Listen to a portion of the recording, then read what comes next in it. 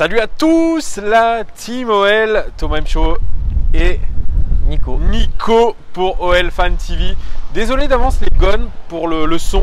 Il y a beaucoup de vent du côté de Lyon et vous savez que le vent et le micro, malgré les monettes, eh bien ça fait pas bon ménage. Hein, on va essayer de parler fort pour se faire entendre. Ça fait pas bon ménage, comme la prestation de nos Lyonnais face à Strasbourg. Quelle transition! T'as vu ça? Je l'ai tapé. Allez donc. Ouais, une prestation pas du tout terrible. J'ai fait un petit rétexte. Nico, qu'est-ce que tu as pensé de ce match contre Strasbourg? Bah, c'est dommage parce que déjà, mine de rien, à 10 journées de la fin, on est à 7 points de Lille. Donc on commence à se rendre nous-mêmes la tâche compliquée. D'autant plus qu'on voit les Marseillais revenir parce qu'on les a beaucoup moqués avec leurs performances et leurs attaquants, n'empêche qu'ils reviennent à 3 points de nous. Donc attention. Et puis voilà, c'est aussi dommage pour la préparation du Barça de laisser 2 points comme ça, de prendre 2 buts en 1 minute alors qu'on avait le match en main clairement. C'est dommage. Alors moi j'ai un pote qui m'a dit ce matin, tiens les joueurs se sont arrêtés de jouer à la 53e, je sais plus quelle minute, quand ils ont commencé à prendre le premier but strasbourgeois, et ils étaient en mode repos pour le match contre le Barça, hein, évidemment. Hein. Puis là, ouais, je pense réaction humaine, 2-0, 4 jours avant le Barça, on n'a pas envie de se blesser, donc on arrête un petit peu, sauf qu'à 2-1, tu peux faire ça à 2-0, hein, ça me choque pas, mais à 2-1, il faut tout de suite se remettre dedans, et au lieu de ça, on a pris le deuxième. Et encore, Bruno Genesio, il avait dit qu'il voulait que les 2 prestations soient liées. Effectivement. Et que certains des joueurs qui seraient alignés contre Strasbourg avaient potentiellement une chance pour débuter face à Barcelone. Pas grand monde n'a marqué de points, je pense, samedi, mais... Ouais. Peut-être Martin Terrier? Ouais, non, oui, c'est peut-être un match qui lui tenait à cœur face à Strasbourg, mais effectivement, il n'a pas été mauvais. Mais voilà, c'est encore 2 points de perdus, c'est dommage, mais il faut rester confiant et on ne peut pas leur en vouloir. Attends, on ne peut pas leur en vouloir si ils réalisent une grosse prestation contre Barcelone. Ça ne tient pas qu'à nous. Ça ne tient pas qu'à nous. Et quelle équipe surtout alignée face à Barcelone? Moi je mettrais casse-tête. Moi je mettrais Ndombele Aouar à la récupération. Il faut jouer. Ouais. Et puis à gauche Memphis, à droite peut-être Maxwell Cornet et Andis Fekir devant Dembélé. Ça me paraît mal. Il faut jouer, il ne faut pas avoir de regrets. Il ne faut pas y aller petit slip en mettant 3 milieux et puis finalement en prendre 3 quand même. C'est ce que j'ai lu un peu dans France Football pour faire mal au Barça, il faut jouer. C'est Carlo Ancelotti qui le disait dans une interview à un média chinois. Il a dit pour faire déjouer le Barça, il faut jouer.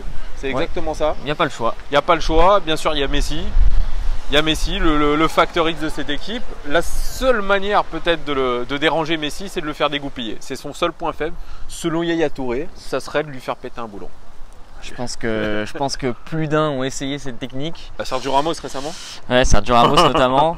Je pense qu'il ne se laissera pas faire. Non, voilà, ça va être un match compliqué. Il y a Messi, mais il n'y a pas que Messi, hein, effectivement. Il n'y aura peut-être pas Ousmane Dembélé. Il n'y aura sûrement pas Ousmane Dembélé. Mais bon, voilà, ce sera remplacé peut-être par un Coutinho ou par un. Donc bon, aussi. Voilà, il garde de la qualité. Et puis tu m'as parlé de composition d'équipe. Marcelo est sorti sur blessure. Faut recomposer la défense centrale. Tu mets qui toi? Tété ou Marsal?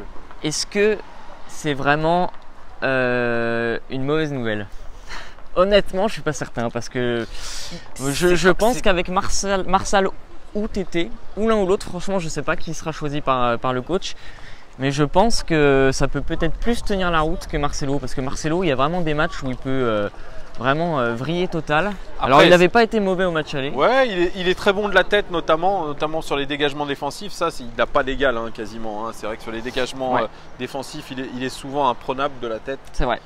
Effectivement. Mais je pense que voilà, c'est pas non plus, c'est pas une perte décisive, je pense, avant ce match. Tu mets Tété ou Marsal alors, si tu dois choisir l'un des deux? Moi, si ça ne tient qu'à moi, je mets Kenny Tété. Ah ouais. Mais Marsal a pu se montrer bon aussi sur certaines. Après, j'ai pas voilà, il faudrait savoir aussi est-ce que Marsal a déjà joué avec Denayer? Est-ce que Tété a déjà joué avec Denayer? J'ai pas les chiffres en tête, mais Marsal a déjà joué avec Denayer. Bon, ça peut jouer aussi parce qu'effectivement, il faut pas que. Mais il revient de blessure. Notre ami Marsal, une blessure qu'il a eue à Monaco. Est-ce qu'il sera vraiment à 100%? C'est aussi la question à se poser. C'est vrai que Kenny Tété, il a fait plutôt une un bon match. Hein, puis en centrale, il est bon. En centrale, les quelques matchs où il a joué central, moi je l'ai trouvé plutôt bon. Et plus rapide que Marcelo. Alors après, il n'a pas la même expérience que Marcelo. Effectivement. C'est le gros souci. Marcelo, c'est l'élément d'expérience qu'on voulait absolument prolonger l'été dernier, n'est-ce pas? C'est ça qu'on recherchait, c'est pas finalement la jeunesse. Hein. Effectivement. C'est pour ça. Donc il y a les pour et les contre. Moi, je suis mi-figue, mi-raisin par rapport à cette blessure-là. Il faut faire avec. De toute façon, on n'a pas le choix. Donc on n'avait pas Fekir au match aller. C'était quand même un peu plus dommageable. Ouais. C'est vrai que là, on a vu direct quand il est rentré, Nabil Fekir, il a fait des différences. Cette accélération sur le côté droit, le décalage pour Dubois qui d'ailleurs au passage chie complètement la frappe du gauche. C'est vrai. On sent qu'il est capable de créer l'exploit, même le décalage à lui tout seul. Donc après, je pense qu'il y aura un marquage assez serré sur lui. Donc justement, ça va être un test aussi pour lui, voir ce que Fekir peut donner lorsqu'il sera cerné par Busquets et par les autres. Je sais pas qui est-ce qui va aligner au milieu de terrain parce que. Il y aura Busquets, Rakitic et Busquets, c'est sûr. Arthur, peut-être. Moi, je vois bien un milieu de terrain, Arthur, Busquets, Rakitic. Il y a Vidal qui fait des bonnes performances. Vidal aussi. était d'ailleurs titulaire contre le Rayos. Et il a fait un gros match et son coach a dit qu'il avait marqué beaucoup de points. Donc c'est possible. Il a fait la une du Mundo Deportivo et ils expliquaient que ça pouvait être un bon élément contre l'OL. Un poquito aussi. Ouais, bien. Catalan, surtout catalan, parce qu'à Barcelone, c'est plus. Mais voilà, donc à voir ce que va faire Fekir face à des joueurs de haut niveau qui seront sur lui. Ça va être un vrai test. Hein, c'est vrai que... pour tout le monde. Bon, alors le pronostic pour ce match? Un petit 1 partout. Un partout et on prend la qualif. Et on prend la qualif. Putain, j'aime bien cet optimisme. Ce serait beau. J'aime bien cet optimisme. Voilà. En tout cas, j'ai fait promettre à coach Bruno Genesio que j'ai rencontré. Ah oui. Attends, raconte-nous ça. Oui. Nico a rencontré Bruno Genesio. D'ailleurs, raconte-nous un peu la petite anecdote. S'il y en a une, hein. Mais raconte comment tu l'as rencontré, etc. Du commerce. Ouais, bien sûr. Bah écoutez, je l'ai rencontré, donc j'étais à Lasvel mardi, qui avait un match très important. Ouais. Il y avait l'Ajax contre Real Madrid ce soir-là. Aussi. Alors j'ai suivi sur le téléphone, effectivement. Et donc il y avait coach Bruno qui était accompagné de, on va peut-être pas dire avec qui il était accompagné, mais il y avait c'est pas un secret, il y avait son adjoint, Monsieur Baticle. Ouais. Et puis il y avait également Claudio Cacciapa. Donc le staff. Et puis il y avait Léo Dubois. Ah oui. Voilà. Non. Avec eux. Bon, ça l'a pas empêché d'être remplaçant samedi du coup, mais il a tenté de tisser des liens en tout cas. Enfin, voilà. Et en tout cas, j'ai pu rencontrer le coach et je lui ai fait promettre de ne jamais céder face au Café du Commerce qui demande son éviction. Et il a rigolé. Café du Commerce, Jonathan que j'ai eu le plaisir d'interviewer il y a quelques mois. Et il a rigolé, il m'a dit promis, ça marche. C'est tout. C'est tout, mais c'était assez court, j'allais pas l'embêter non plus. En gros, t'as fait le suceur Genesio quoi. Bah complètement, oui, complètement. Regardez-le. Je lui ai dit, coach, tenez bon et ne vous laissez pas faire. Et vous serez prolongé de toute façon. J'espère. Eh bien, c'est une bonne petite anecdote. Oui, alors toi, tu n'iras pas à Barcelone malheureusement, ton taf te retient. En partie, ouais.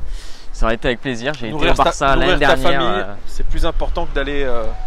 Ma future famille, parce que une famille. Mais c'est pas vrai, tu vas avoir un enfant? Non, bien sûr que non, mais justement, je n'ai pas encore de famille, donc. Effectivement, voilà. Les gars, moi j'irai à Barcelone si tout va bien, parce que vous savez, j'ai toujours des petites merdes de santé. Bon, rien de grave, hein. Là, c'est une glande salivaire qui déconne, c'est le point santé. Donc j'espère que je serai Doctissimo, j'espère que je serai d'attaque pour ce match. Je pars normalement mercredi. La caméra va sauter, je pense, avec tout ce vent. Et là, vous allez rien entendre et c'est le moment de se dire à très vite les gars. Ciao.